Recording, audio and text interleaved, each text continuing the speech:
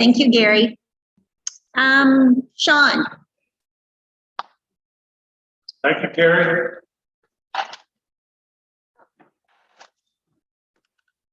That's a law firm. Do you want me to leave it down there? It's a great writing. Oh, okay. Sorry.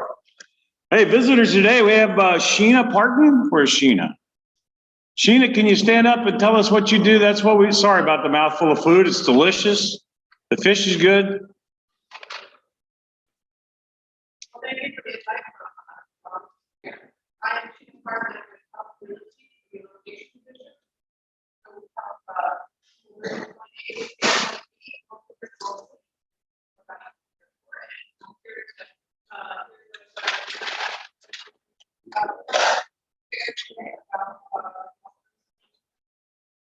Welcome.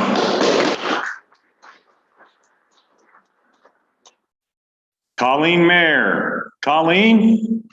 Hi. Not for everybody in my case today. I am the executive director of the County Council, which stands for we're a nonprofit organization that provides special training community volunteers to advocate for abuse and neglect of children in Boone County and the South. Great. Welcome, Colleen. That's a special thing you do. Thanks for doing that. It's amazing. David Fincher. David, did I get the last name right? Very good, yes. Okay, welcome, David. I'm David Fincher, and I'm actually from Motorly, Missouri. I'm the president of the Motorly Club this year, but I'm the president also of Central Christian College of the Bible, and we have an extension site here in Florence in the center over on Connector Drive. I'm called the CCL Center, but it's the Russell School Ministry extension site. I come out once a month, and finally, out on a day that I can come and have Roger and see the club here. So appreciate Roger taking the community here and being here with you all. Welcome, David. We had Jeff Earlywine with us. Jeff needs no introduction. Jeff's been doing a heck of a job running, no, I shouldn't say running, should I, Gary, with you here?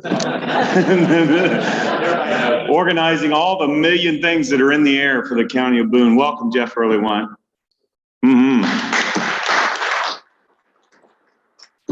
I see the late Reverend, oh, I shouldn't say the late Reverend, should I? Don Boland, your late Reverend just showed up. It's because I was talking to his wife on the phone. Oh, okay, that makes sense. You can always do what LD did and just keep moving around to different churches and see if you can get a job in one of those. But sports update real quick. The Reds are killing it, and we don't have negative Dwayne Frolicker up here anymore. So we knew that it was all going to change. Don't print your playoff tickets, but it's looking really good. And the Bengals are in full swing with training camp, and they have a game this week, Field of Dreams game, and we have a Rotarian that will be present in that. This reminds me of a story. No, it doesn't. But he's taking his bride. Dennis and Myra will be heading out to Iowa for the Field of Dreams game. So if you're not familiar with that, the Reds are playing the Cubs, Don Boland's beautiful Cubs, the lovable losers from Clark Street. So we are going to have that. And it's do what? They did finally. You're right. That's good. So that all that's coming up.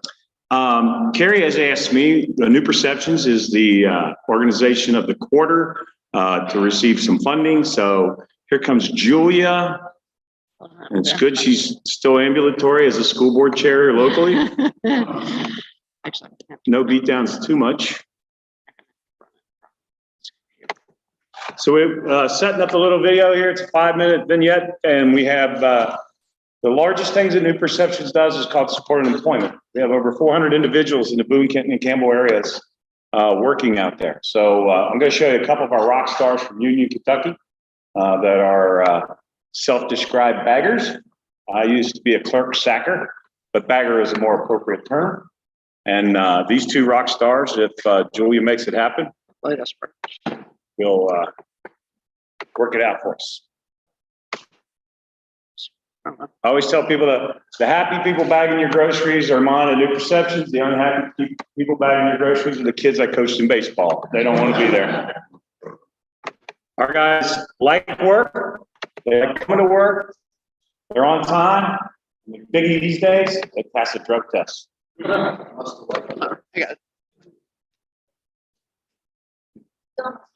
Gary, I'm cutting into your question and answers. Is that okay?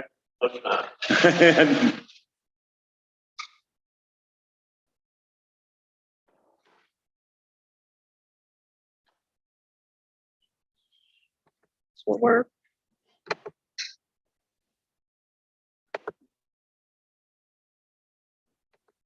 Hopefully we have sound.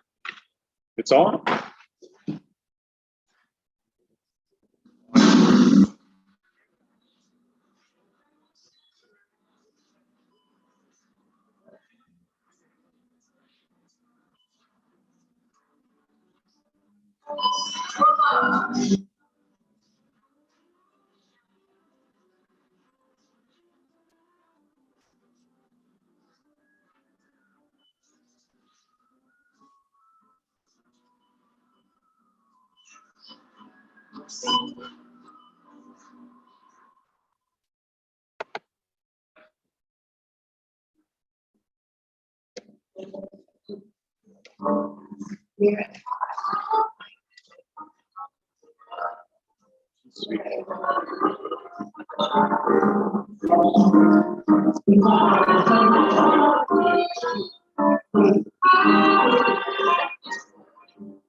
We get the music playing over.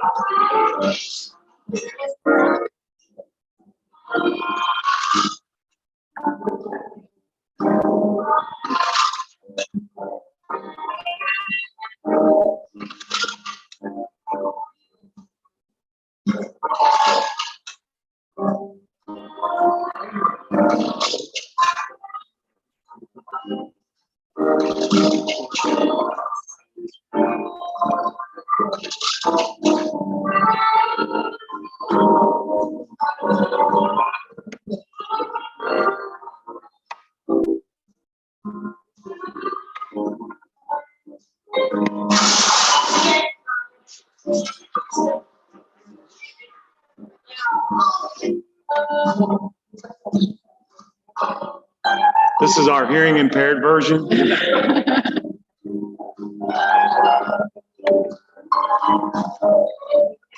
something within the room that's doing the So they're interviewing the adoptive mother of Miriam Paz. They're all from the Philippines. Dr. Rodriguez is a psychiatrist with the Lindner Center in Cincinnati. They live in Union. This is Mary Beth Eichinger, one of our job coaches. And might work now. Thought I heard her there. Well, you can kind of.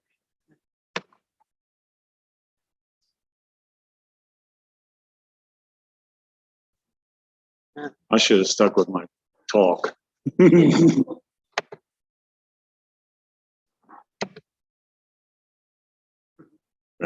Okay. I can use the plus. So this is one of our job coaches, and they go out and find positions. We try to see it's a person-centered plan. They call it a PCP, what they would like to do. So this is Miriam Paz bagging groceries at the Kroger in Union. There are a couple of rock stars there. The stuff comes down the thing, and they're just bagging it away and chatting with things. Some of the things we had to teach them was not to kiss the baby when the baby was in the stroller right next to the cart. There's some things that most of us know, some of us don't, but individuals with disabilities are a lot like us, but there's some of those things we have to coach them on.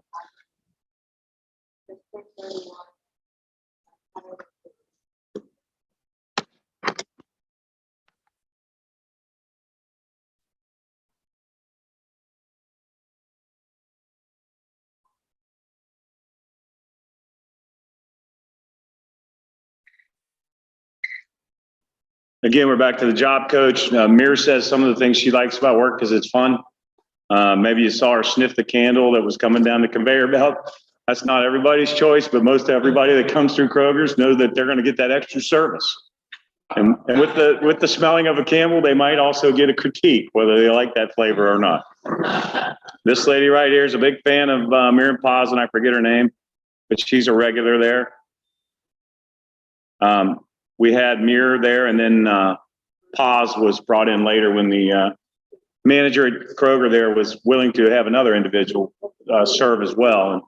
And we love Kroger because they have a lot of what we call natural supports. And that means that they don't treat our guys much different than anybody else. So we're doing something we shouldn't be doing. We want them to be corrected in that way. So, and they're always willing to give us a chance.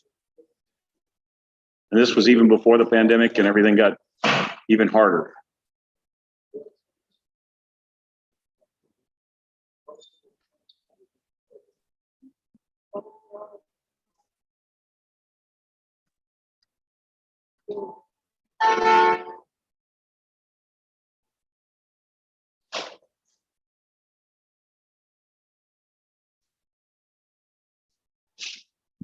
Thank you, Julia.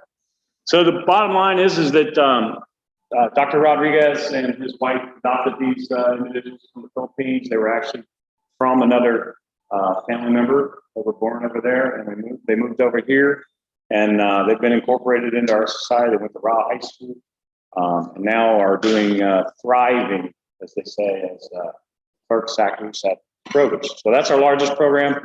Our next program is 275 families we serve, babies birth for free. We're connected with the First Steps program. So if your baby's born slow developmentally, we send a speech therapist, occupational therapist, or a physical therapist to your home. Cascade our services to you because you're the one that's going to be there all the time.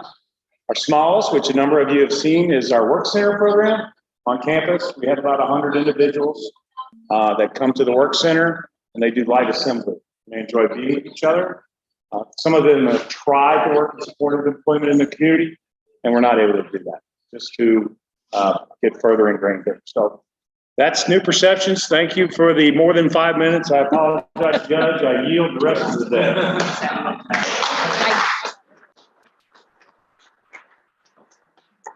So we will send, I think we turned it down again. Yep. We will send the link to the video out to all of the members so that you can watch it at home and you can see. And Sean, I don't know that I have said anything, but I can attest to the work that New Perceptions does for that birth to 3 years old. I had a niece born extremely prematurely, and we had the occupational, the physical therapist, all of the people in the house from New Perceptions working with my niece. Wonderful job.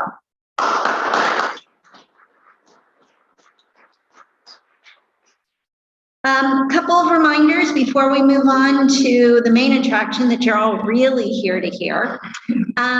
September 30th is the annual golf outing, so look for more information about that. There is more information coming out about the Eastern Kentucky flood relief.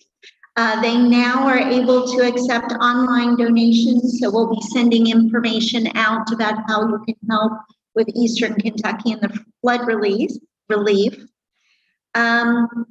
We are still looking for, there's Barb, we are still looking for people to work the fair this Wednesday. I'll be there. We need, is it 4 people? 4 people from 8 to 10. Yes. From 6 to 8. And you get into the fair for free. You can go before or after your shift, and you also get a meal. So you can take. Yeah. And come on, the food there is great. This Wednesday, and for volunteers. So come see the meeting. Thank you, Barb. All right. Adam, would you like to come up and introduce our speaker? We have the honor of hearing from one of our own today, Judge Executive Gary Moore. Judge Moore was first elected in '98, took office in 1999. He's the highest elected official and responsible for county government for Boone County, one of the fastest growing, the 4th largest county in the state of Kentucky. Judge Moore has overseen a significant amount of growth in the course of his tenure. The county has grown, I did some quick math, by about 56%, from about 86,000 residents in 2000, over 135,000 presently. In addition to running the fiscal court, he has also served for a variety of organizations. He's the immediate past president for the National Association of Counties. He's also the past president for the Kentucky Association of Counties. He is currently serving as the vice president for the OKI Regional Council of Governments, and he is the past chairman for St. Elizabeth. He was just reelected and will be serving another term. And if you would help me in welcoming Judge Gary Moore.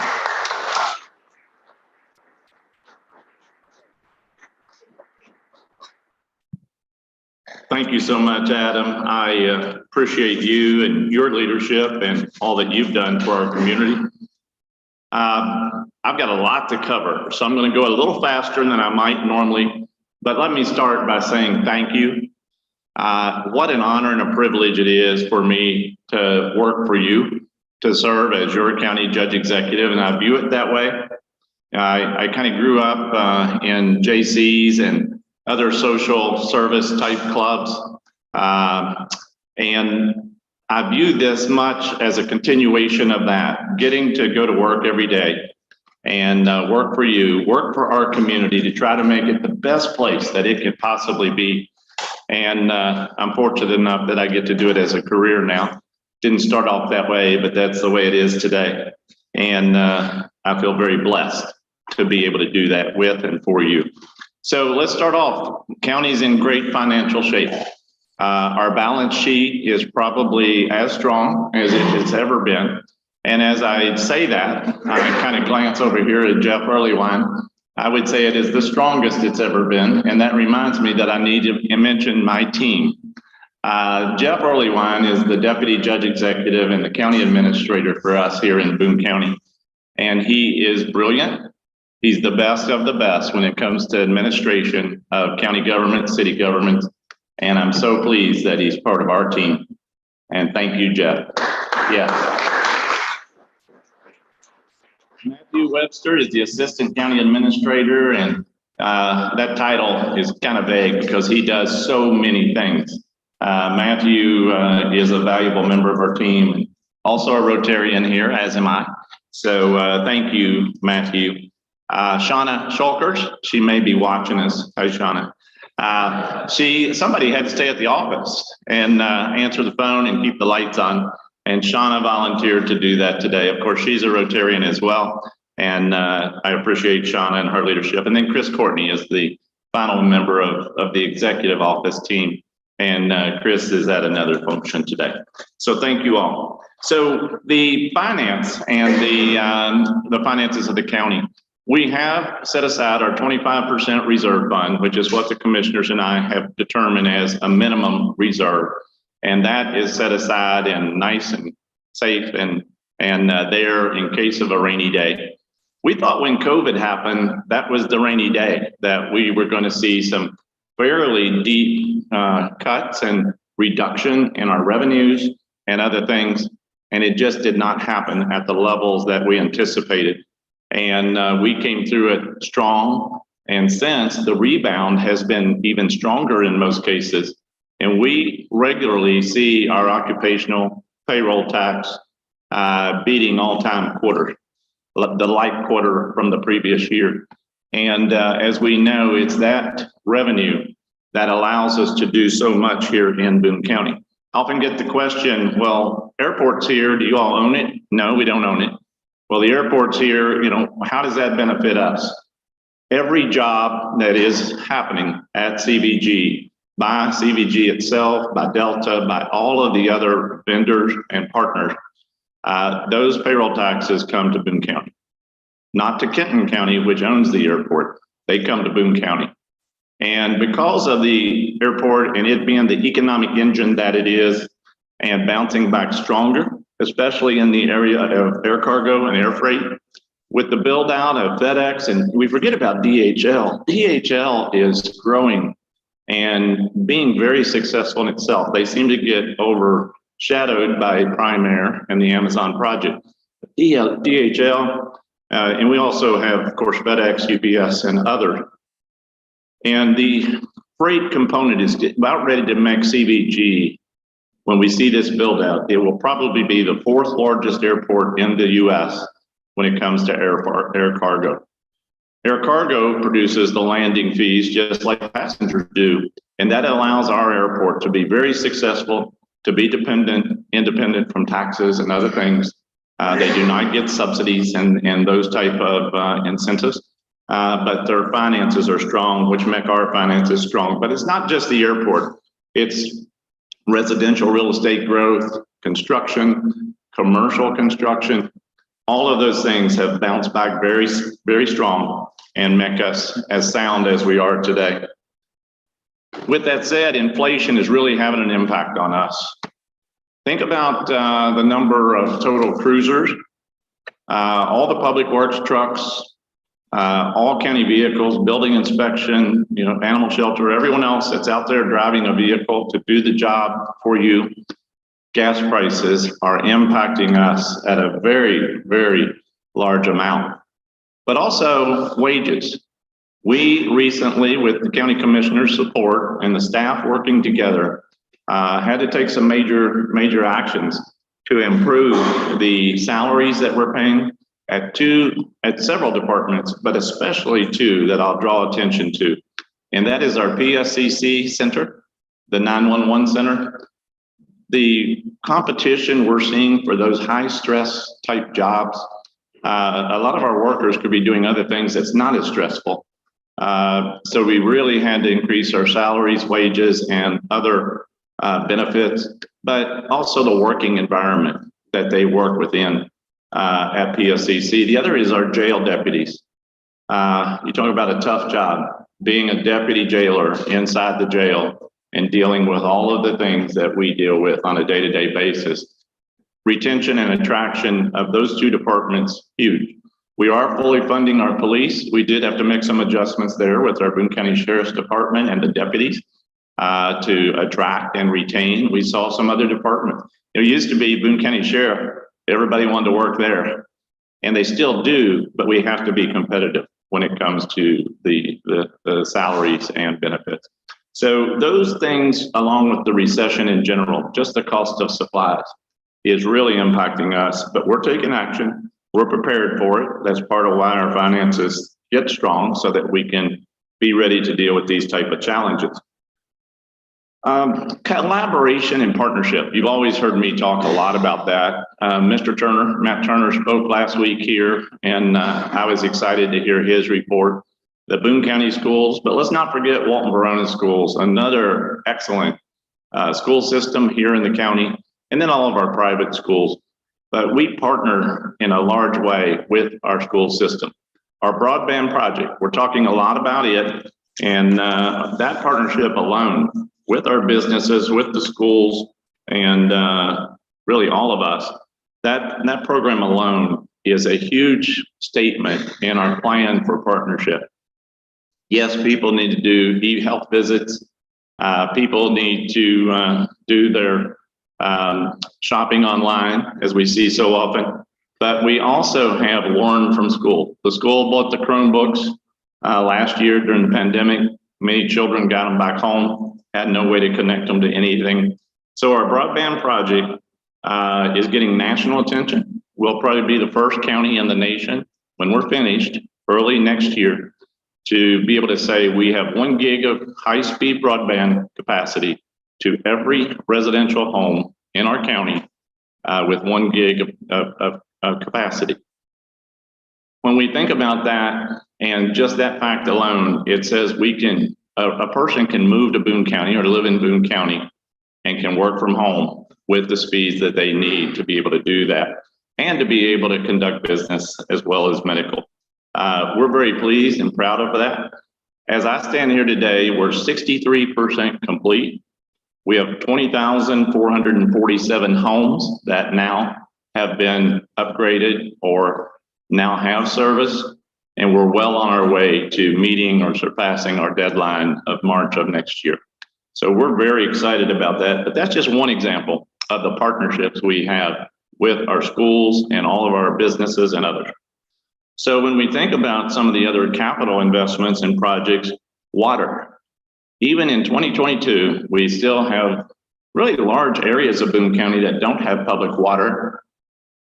But the challenge is they're not very densely populated. The areas that don't have the public water, sometimes you'll have a mile or more between homes, and the cost per mile is well over $1 million a mile. So you get to a ratio of how do you continue to expand and make it work? And we're figuring that out, and it's through grants, it's through other funds that we're seeing from the federal and state government. But we have projects right now going, several $1 million worth. The one that's getting the most attention is the one from East Bend Road going down Waterloo to Kelly Elementary, down to Bellevue, McVale area. That's the only public school in the county that does not have public water. The well there has had some challenges through the years, and they've been using bottled water for months. So we are in the process of, with grants and other funding, getting that water line down. It is designed, it is bid, and we think it might be awarded. If it's not awarded to the contractor, it will be any day. Shortly behind that, we're looking at going further out 18 to Bellevue. We're still looking for some funding for that leg. But the plan is to where these water lines end now, as you're going to the west, whether you're on Beaver Road or Hathaway Road or East Bend 18 or coming down Petersburg, they end. Our plan is in the next few years to create those loops in every situation. Pick up where it stops, go all the way out, loop it back to one of the others. That will improve hydraulics, that will improve capacity. The water quality will be better, but it'll get the main hydraulic lines to a majority of Western Boone County. What we have faced is the side roads off of those. Those major projects don't go back every side road. So that's something else we are working on as a fiscal court, and very hopeful to be finished with here soon. So when we think about capital, again, multi-use paths, sidewalks, you see that added with every road project. The new Pleasant Valley, when you drive it, you can't help but notice.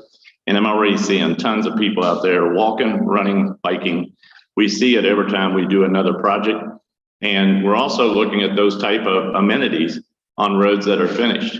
237 from 18 Stevens Elementary, right in that area, all the way to Kentucky 20 near the Hebron Kroger. The work you're seeing them do on the side, those are multi-use paths. It'll be on one side up to Conrad, it'll crosswalk, and then on the east side, the rest of the way up. But those are multi-use paths. We get calls, are you widening 237? No, it's a multi-use path. So that connectivity continues as Gary Wilmhoff's brother, Gary's not here today, it's Steve Wilmhoff, and some avid cyclists have wanted to create the loop around the airport for many years. These projects are pieces of that will bring a complete loop around CBG. So the main road projects you're seeing, we're finally to the point where we're checking some boxes. Pleasant Valley is finished. They're out there doing some sodding and cleanup. Yeah, how about that? Now that was a state contract, it was a state project with their contractor. It wasn't us, but of course we get the calls and questions. But we're pleased to partner with them again in the planning process. And that roundabout, it wiped out one of the worst intersections of Pleasant Valley touching Camp Ernst, where you're trying to turn left and do it safely. That problem is gone. The roundabout functioning very well. We're actually getting questions now, well, can't we put a roundabout in, somewhere where there's a problem? We actually heard that the other day where Long Branch touches Camp Ernst near Cooper campus. We've had questions about that intersection and its safety, and it is a concern. So our traffic safety committee just came back with a report last week. We are going to make that a three-way stop with school getting ready to start, young drivers, high school campus. We just want everybody to be safe in that area, but there is a roundabout plan for there. It's being designed. We're talking about funding and what year the funding will be available, but there will be a roundabout there. But until then, it's a three-way stop. Actually starts Thursday of next week, Thursday of this week, that three-way stop will be added. We're trying to get the word out so that drivers know to stop and not continue to go through there. So how am I doing on time? Okay, 12:48. Let's keep going here. Richwood, Mount Zion. I know the question is going to be here, so I'll just go on and put it out there.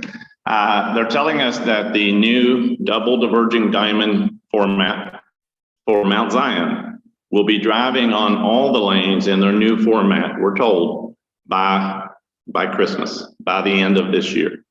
Now, the project won't be completely finished with the multi-use paths and the sodding and all the finish work, but we should be driving on all the lanes before the end of this year.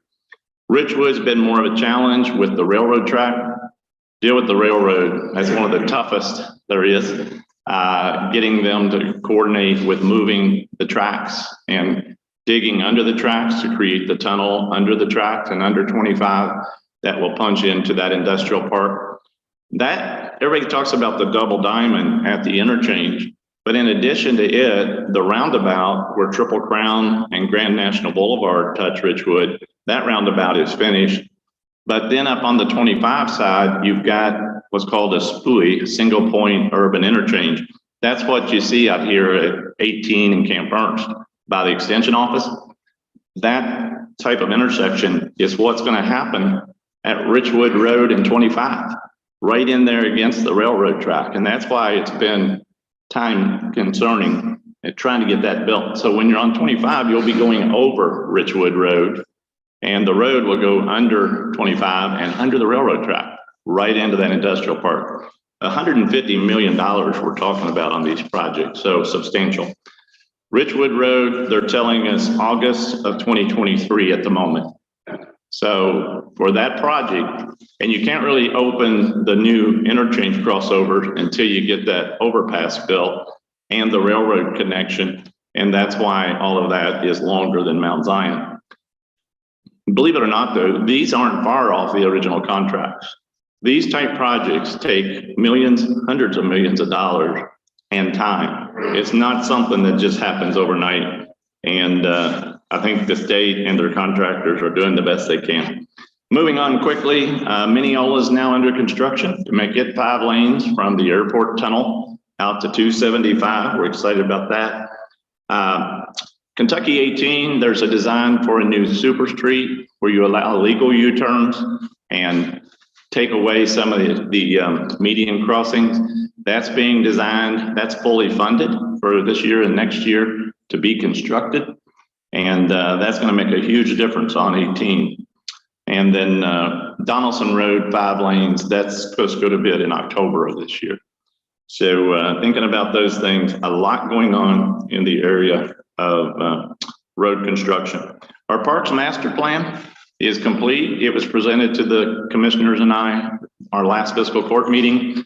We still want your input on the Parks Master Plan, on what other pieces need to happen and when, and keep that coming together. And we're in that process. We have bid, and on our agenda for tomorrow night is the award from the commissioners and I to approve the contract to build the new animal shelter.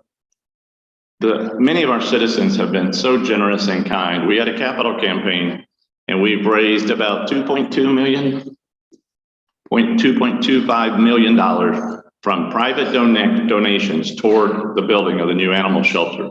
It'll be the Ron and Sherry Lou Knoll animal shelter. They were so kind and generous. It was just before Ron's passing, but it'll be named after them because of their generosity. And we're excited about that in a big way. If it's awarded tomorrow night, as we plan, groundbreaking will happen in August, and it will be built in the corner of England Ottawa Park, kind of facing the fairgrounds there. The jail would be next, and then on over to the sheriff's office. But in that corner, it will take the dog parks out, but they're going to be relocated a little further down into the park. We have purchased England Ottawa Park. People might say, well, you had it leased all those years, but with the FAA and the uncertainty of the future, and to put these kind of facilities on it, we need to own it. We need to have it fee simple, and the court has approved that, and it's now in the process of closing, and we'll get there. I want to give you more time for Q&A. Zoning updates happening now. A lot of calls and questions about future zoning and what we're going to look like as we go forward with all of this growth. So be involved in that. Go to the website, county website or planning and zoning website, and we want your input there. I'm going to stop and see questions. We only have time for a couple.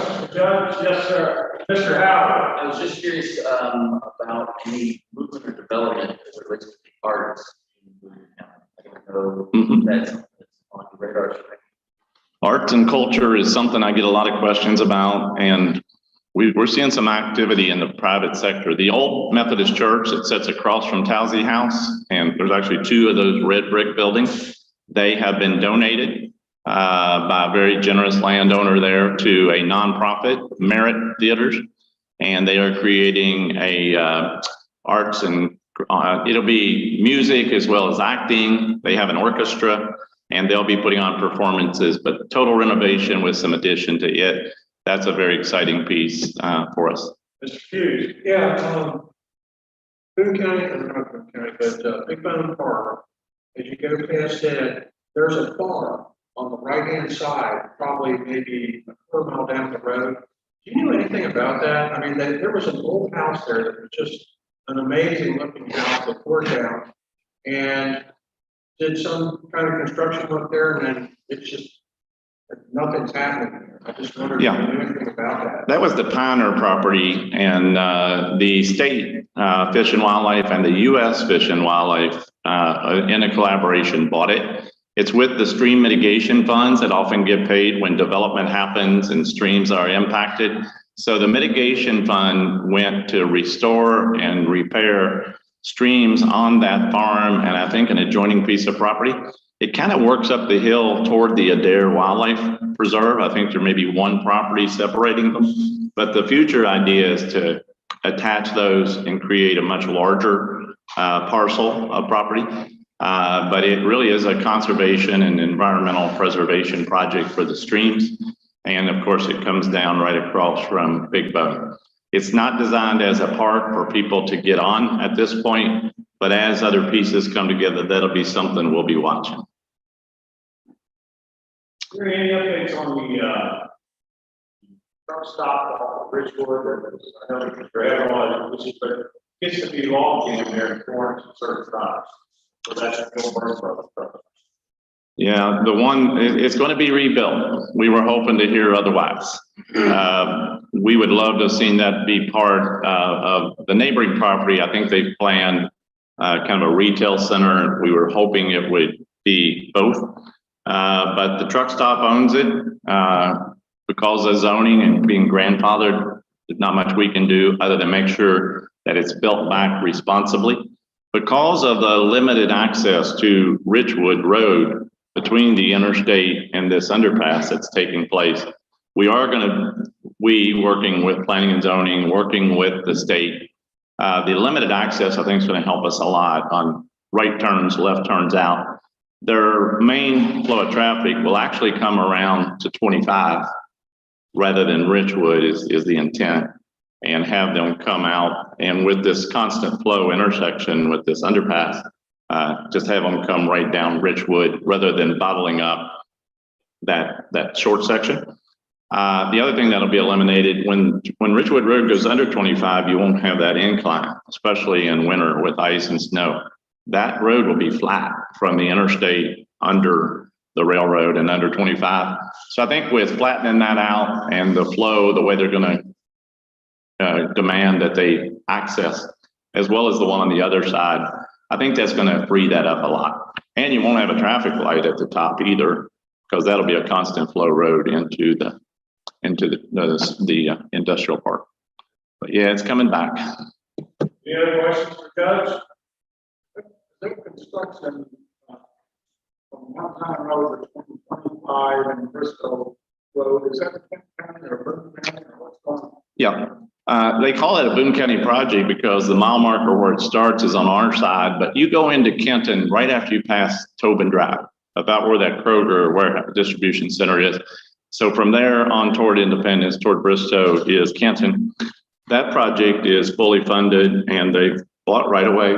Have they awarded construction? I think they're pretty close. Yeah. So that'll be 3 to 5 lanes, I think 5. over at least to Bristow, maybe on down to Shaw Road in Kenton County. But that'll help get workers, in and out of Boone County, be another nice east-west connection. That road is eventually to go all the way to AA Highway. It'll go down through Kenton, across Kenton, into Campbell, cross 27 and go to AA. Getting into 27 would be huge. Yeah. Other question? Thank you, Judge. Thank you, Sean.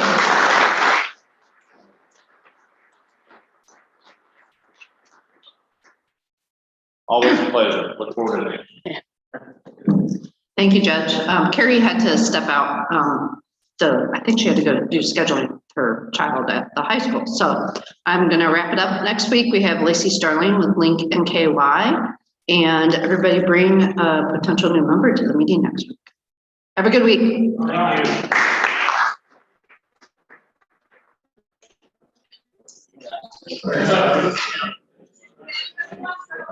you. Yeah.